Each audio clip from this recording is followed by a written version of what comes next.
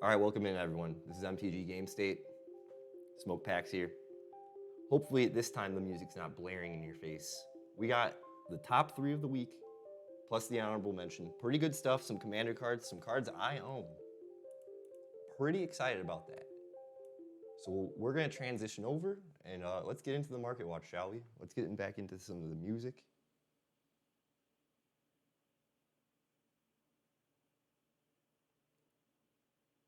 Queuing up, queuing up.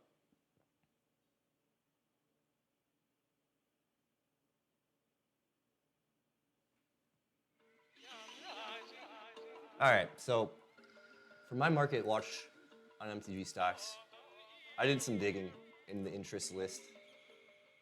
And for those of you who don't know, in Magic the Gathering, cards are basically, individual cards are stocks. They kind of have like a value, an intrinsic value, and there's a market you can buy and sell. There's multiple markets you can buy and sell on. And I did some digging. Top of my list today, this is a Lord of the Rings card from the Commander set, Eleanor Gardner.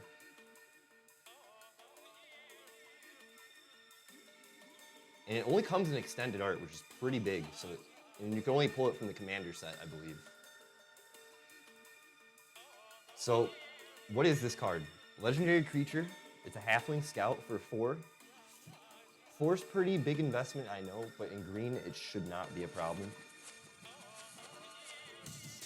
When Eleanor Gardner enters the battlefield, create a food token. A food token is an artifact that has pay 3 of any color, sack it, and gain 3 life. That's pretty huge.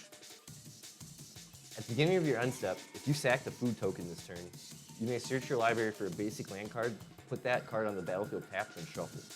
Huge land search, food synergy, and it just honestly on ETB, enters the battlefield, gets a food token. So you could blink that, basically returning it to and from the battlefield with a spell, or putting it to your hand somehow and replaying it again, and get some good recursion.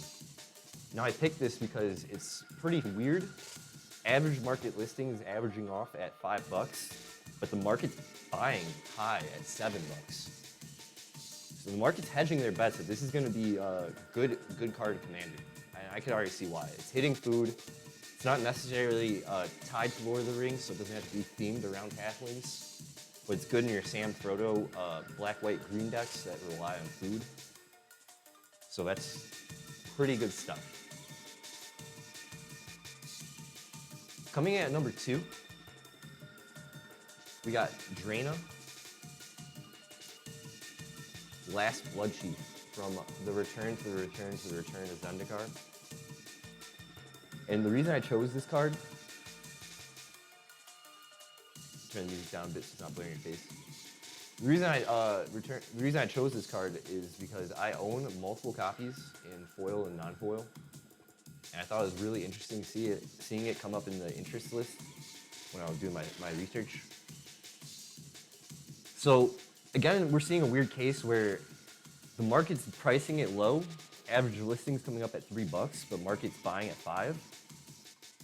And this is a sick card in Commander. It probably sees play in Pioneer, I can imagine in Standard. Oh, it's not Standard, legal, sorry about that. So probably doing some work in maybe Modern and Pioneer. Let's see, no recent decks have been made. But as of September 1st, 2020, it's been climbing. This is a mythic from the Return to the Return to the Return of Zendikar, the plane. That's kind of like the dream cycle of H.P. Lovecraft. Whenever Draina the Last Blood Chief attacks, defending player chooses a non-legendary creature card in your graveyard. You return that card to the battlefield with an additional +1 counter on it. The creature is a vampire in addition to its other types. Great for vampire tribal decks in Commander. A lot more vampire cards have come out, so you don't have to just rely on Edgar Markov, even though he is the best vampire commander. She is legendary herself, so you can build a mono black commander around her. Get some vampire love there. And it kind of hits your opponent's graveyard, or it kind of gives your opponents the choice to choose what's in your graveyard. So you could fill your graveyard with fucked up cards and just give your opponent like a really bad time. So it's really interesting to see this climb up. $3 to $5 is pretty substantial. Cards add up value. It's been $2 ever since it came out. The third time's return to Zendikar cards, guys. I don't think we should sleep on this set. Let's get to the average market listing here. We're hitting $30 on Seagate Restoration Extended, 25 on just the regular. That's pretty decent. But that's not why we're here. Why we're here is to go into number 3. This is a merfolk card.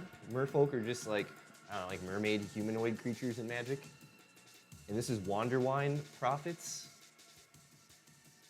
Another card I've owned for a long time. I have multiple copies, and it's been pretty cheap for a long time, even since 2020 era.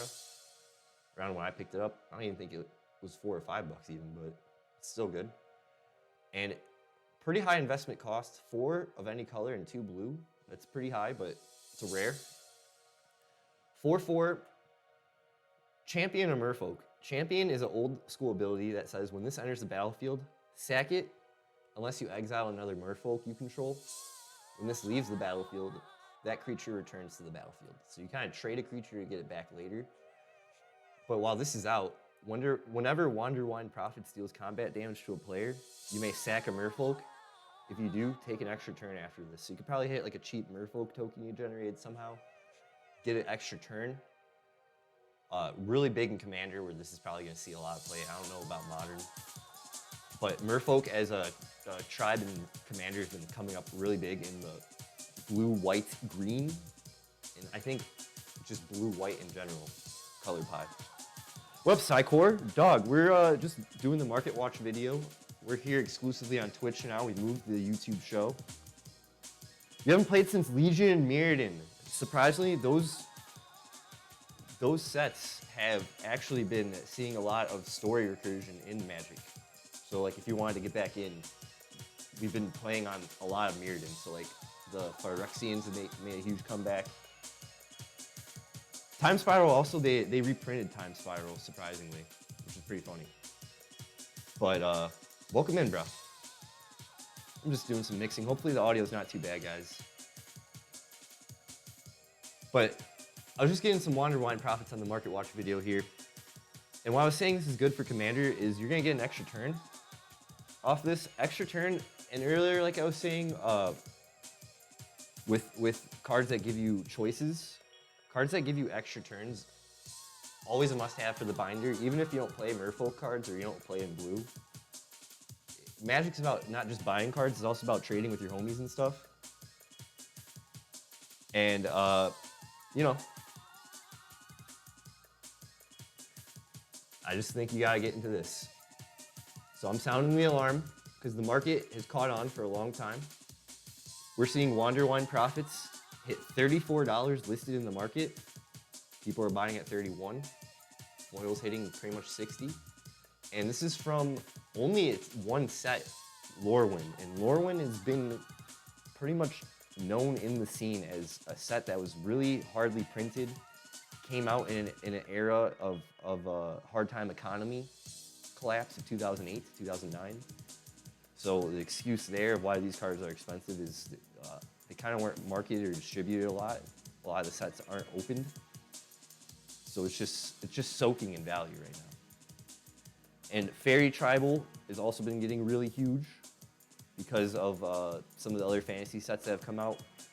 So Psycor, like if you've been an old school Magic fan, the new school Magic cards that are coming out are kind of calling back to around the time you were playing.